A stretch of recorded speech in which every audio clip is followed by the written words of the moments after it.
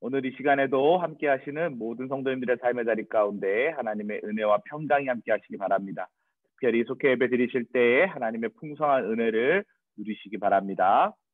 오늘은 오순절의 기적이라는 제목으로 하나님의 은혜의 말씀 나누도록 하겠습니다. 오늘 본문의 이야기는 마가다락방에 성령 하나님께서 임하시는 장면입니다. 예수님의 공생의 사역을 마치고 나서 예수님께서는 부활 승천하셨습니다. 십자가에 달려 돌아가시고 3일 만에 부활하시고 승천하셨죠. 승천하시면서 우리들이 거할 처소를 예배하러 가신다라고 말씀하십니다. 또 한 가지 성령 하나님을 우리 가운데 보내주시겠다라고 약속하시죠. 그러면서 이 예루살렘을 떠나지 말아라 라고 예수님이 당부하셨어요. 처음에는 많은 사람들이 모여 있습니다. 고린도전서에 보니까 약 500여 명의 성도들이 함께 모여 있었던 것으로 추정이 됩니다. 처음에 열심히 모여서 기도했습니다. 그런데 시간이 하루, 이틀, 3일 계속 지나게 되죠. 처음엔 뜨거운 열심을 가지고 모여있던 그들의 마음 가운데 불안함이 생겼습니다. 초조함이 생겼습니다. 그리고 자신의 생업과 일터와 우선순위가 생겨나기 시작했습니다. 그리고 어떤 이들은 그 자리를 떠나기 시작했죠. 4일, 5일, 6일 점점 떠나가는 사람들이 많아졌습니다. 7일, 8일, 9일, 10일째 되는 오순절날 성령 하나님이 임하셨는데 그 마가다락방에 모여있던 사람들의 인원수는 120명이었다라고 성경은 기록하고 있습니다. 중요한 것은 이 오순절에 성령 하나님께서 임하셨을 때 놀라운 기적과 이사가 시작됐다라는 것입니다. 그리고 초대교회의 부흥은 바로 이 성령 강림에 대한 사건으로부터 시작되었다라는 것이죠. 인간의 힘으로 교회는 성장하지 않습니다. 부흥하지 않습니다. 하나님의 영이 충만하게 임할 때 그 자리에 진정한 부흥이 일어나는 것입니다. 속회도 마찬가지고 가정도 마찬가지입니다. 우리가 지금 마가다락방 특별 새벽 기도의 기간을 보내고 있습니다. 왜 우리가 기도합니까? 오순절 마가다락방에 기도할 때 성령 하나님이 임하셨음을 기억하시기 바랍니다. 여러분의 삶의 자리에 문제가 있으십니까? 여러분의 가정에 어려움 있으십니까? 사업장, 속회 안에 혹여나 내 힘으로 해결할 수 없는 여러 가지 환난과 역경이 있으십니까? 기도하시기 바랍니다. 기도할 때 우리의 힘 너머에 계신 여호와의 영, 하나님의 영, 성령 하나님의 임재하심으로 말미암아 모든 상황이 변화되고 새로워지고 역전시키시는 은혜를 경험하게 될 줄 믿습니다. 예수님의 제자들은 초대교회를 세우고 나서 성령 충만함을 받았을 때 그 이전의 삶의 자리와 완전 다른 인생을 살게 되죠. 대표적인 예로 사도 베드로만 한번 생각해 볼까요? 베드로는 예수님을 3년 동안이나 쫓아다녔습니다. 예수님의 수제자였습니다. 예수님 십자가에 달려 돌아갔을 때 그 자리를 지키고 있었습니까? 못 그랬죠. 도망갔습니다. 예수님 모른다고 부인했습니다. 그런데 그가 성령 충만하게 되었을 때, 성령 하나님이 인격적으로 체험되었을 때, 이제 오늘 본문 이후로부터 베드로는요, 초대교회의 수장으로서 설교하며 공회 앞에서도 담대하게 주의 복음을 증거하는 믿음의 사도, 믿음의 일꾼이 되었다라는 것입니다. 이것이 오순절의 기적입니다. 성령의 역사를 통해서 하나님의 놀라운 부흥의 역사는 시작된다라는 것이죠.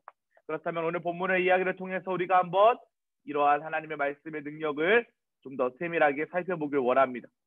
먼저 오순절 성령의 역사는 어떻게 나타났는가? 첫 번째로 오순절 성령의 역사는 바람과 같은 역사였다라고 오늘 성경은 이야기하고 있습니다. 오순절 성령 임재의 순간 하늘로부터 급하고 강한 바람 같은 소리가 있어 이렇게 되어 있습니다. 이 바람이라는 단어는 생기라는 뜻입니다. 히브리어로 루하으라는 뜻이죠. 하나님의 영, 생기가 불어닥쳤습니다. 여러분, 아담을 창조하신 다음에 창세기에 보면 2장 7절에 아담이 흙으로 창조되지 않았습니까? 그 아담의 코에 생기를 불어넣으시니 그가 생영이 되었다라고 기록되어 있습니다. 하나님의 생기로 사람은 영적인 존재가 되었다라는 거예요. 그렇기 때문에 그 원리 그대로 하나님의 사람은 늘 생기, 생영, 즉 성령의 충만함을 받아야 한다라는 것입니다. 성령의 충만함을 받을 때 그 역사를 통하여서 하나님의 능력이 나타난다라는 것이죠. 우리는 그 생기를 경험한 사람들입니다. 생기를 경험한 사람들은 그 생기를 전하는 사명을 또한 감당해야겠죠. 복음 전파 사명을 감당할 때 중요한 것은 하나님의 능력, 즉 성령의 충만함 속에 이 일이 일어난다는 거예요. 예수님의 제자들은 성령 세례를 다 받았습니다. 어떻게 보면 오순절 마가의 다락방에 성령 하나님 임재하시는 이 장면은 성령 세례를 받는 장면입니다. 성령 세례와 성령 충만을 오늘 성경은 조금 더 강조하고 있죠. 성령 세례는 주님과의 첫사랑, 첫 교제를 이야기한다면 성령의 충만함은 그 주님과의 그 첫사랑의 그 감격을 전할 수 있는 은혜와 믿음의 담력이 연결되는 사건입니다. 그렇기 때문에 우리도 마찬가지죠. 우리는 다 성령 세례를 받았습니다. 하나님의 은혜 안에 머뭅니다. 그런데 우리가 늘 뜨거운가요? 늘 충만한가요? 늘 복음 구령열에 불타고 있나요? 그렇지 못할 때도 있죠. 그래서 하나님은 우리에게 성령의 충만함을 받으라고 이야기합니다. 성령의 열매를 한번 생각해 볼까요? 사랑, 희락, 화평, 오래 참음, 자비, 양성, 충성, 온유, 절제입니다. 잘 한번 곱씹어 보시면 하나같이 다 마음에 대한 이야기를 담고 있어요. 즉 성령 충만함은 마음의 뜨거움을 이야기하는 것입니다. 복음 전파 사역을 감당할 때 우리의 힘, 우리의 입술, 우리의 지식, 우리가 가지고 있는 것으로 사람의 마음을 변화시킬 수 없습니다. 하나님의 영에 충만케 될 때 그 상대방의 마음 가운데 필요한 말씀이 무엇인지 하나님이 들려주실 것이고, 내 입술을 통하여 내 행동을 통하여 하나님은 그 상대방의 마음을 움직이신다라는 것이죠. 즉 성령의 강권적인 역사가 내 안에 일어날 때 복음 사명, 복음 전파의 사명은 이어진다라는 것입니다. 오늘 이 시간 바람과 같이 역사하시는 하나님을 경험하시는 우리 모든 성도님들 되시길 축복합니다. 두 번째로 오순절 성령은 불과 같은 역사가 일어났습니다. 오순절에 임한 불같은 성령은 무엇을 이야기하는 것일까요? 이사야서 6장 6절에서 7절에 보면 입술에 제단불을 대어 정결하게 하는 장면이 나옵니다. 즉 불이라는 것은 거룩함과 정결을 상징한다라는 것이죠. 불같은 성령의 역사는 우리의 부정함과 악함을 소멸하는 하나님의 능력입니다. 그런데 오늘 이 불이 어떻게 임했습니까? 각 사람 위에 한 사람씩 그 머리 위에 임했다라고 기록되어 있습니다. 성령 하나님은요 두리뭉실하게 그룹 가운데 임하시는 게 아니에요. 우리가 120명의 사람들이 그룹으로 모여서 기도했지만 하나님의 영은 각 사람 위에 한 사람에게 임합니다. 오늘 사랑하는 성도님들, 한 사람 위에 하나님의 역사가 일어나길 주님의 이름으로 간절히 축복합니다. 우리의 부정함과 우리의 악함을 소멸하는 불같은 성령의 역사가 일어나길 간절히 축복합니다. 우리의 성전 깨끗하게 하십시오. 성령 충만한 사람은 불같은 역사를 통하여 우리의 더러운 악한 것들을 씻어버리시는 하나님의 영을 경험할 수 있다는 것입니다. 즉 불같은 성령의 역사는 우리 모두 복음의 사명자로 부름받았다라는 증거입니다. 하나님의 성령을 받은 성도는 하나님께서 인도하시는 복음 전파의 사명, 그 불의 사명을 감당하게 될 줄 믿습니다. 마가 다락방에 성령 하나님이 임하였을 때 제자들은 어떻게 되었나요? 자신만 그 복음을 안고 살지 않았습니다. 그들은 다 세계 열방으로 터졌어요. 그리고 그 복음을 전하는 일에 하나님의 도구로 쓰임 받았다라는 것을 신약 성경을 증명하고 있습니다. 우리도 마찬가지입니다. 우리에게 맡기신 복음 사명을 위해 우리의 남은 일생을 불태워야 한다라는 것이죠. 불같은 성령의 역사의 주인공 되시기를 주님의 이름으로 다시 한번 축복합니다. 마지막 세 번째로 오순절 성령 충만으로 방언의 기적이 일어났다라고 오늘 성경은 이야기하고 있습니다. 방언의 기적이 무엇입니까? 하나님의 말씀이 임하였을 때, 성령이 임하였을 때 그들은 출신과 언어를 뛰어넘는 소통의 기적을 경험하게 되었다는 것이죠. 기도하는데 각기 다른 사람들, 오늘 성경에 보니까요 9절부터 쭉 이야기합니다. 11절까지 다양한 사람들이 그 예루살렘에 모여 있었습니다. 그런데 그 성전 안에서 있었던 마가의 다락방에 그 사건을 경험한 사람들이요 수많은 언어들을 가지고 있는 사람들이었는데 다 똑같은 언어로 들렸다라는 거예요. 이것은요 창세기 10장에 보면 하나님께서 바벨탑 사건 전에 언어를 쓰시는 그 이야기가 나오지 않습니까? 그 흩어졌던 마음들을 다시 하나의 마음으로 모으는 놀라운 기적적인 사건입니다. 성령 충만의 가장 큰 목적이 무엇입니까? 복음 전파 아니겠습니까? 그래서 하나님은 그 하나에 모여진 그 언어를 통하여 하나님의 역사를 이어가신다라는 것이죠. 성령 충만하면 말이 바뀝니다.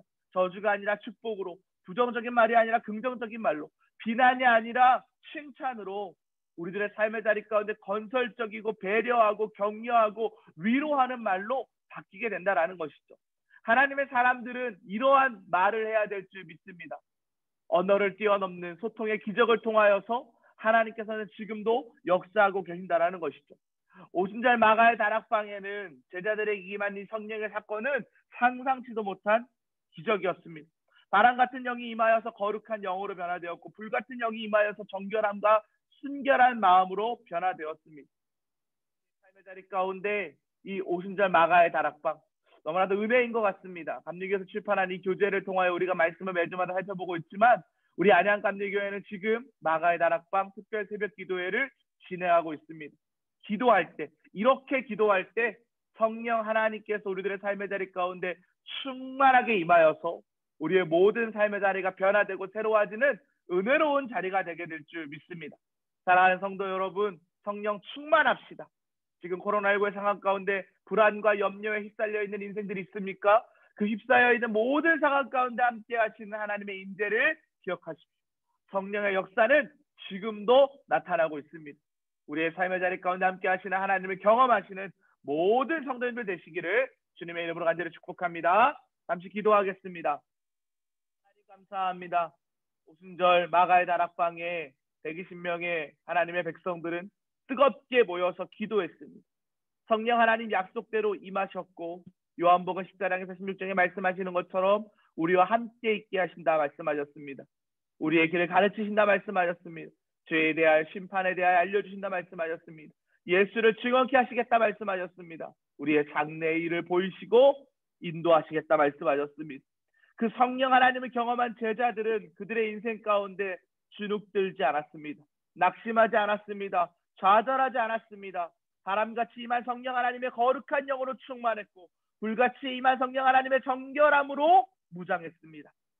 그들의 인생 가운데도 하나님의 영으로 충만한 인생 될 수 있도록 인도하여 주시옵소서. 특별히 특별 새벽 기도에 전심으로 참여함으로 말미암아 기도의 능력을 경험하는 사랑하는 모든 성도님들 될 수 있도록 인도하여 주시옵소서. 하나님께서 함께하여 줄 줄 믿사오며 예수 그리스도의 이름으로 기도합니다. 아멘. 이러한 하나님의 은혜가 우리 사랑하는 성도님들의 삶의 자리 가운데 함께 하시기를 주님의 이름으로 다시 한번 축복합니다.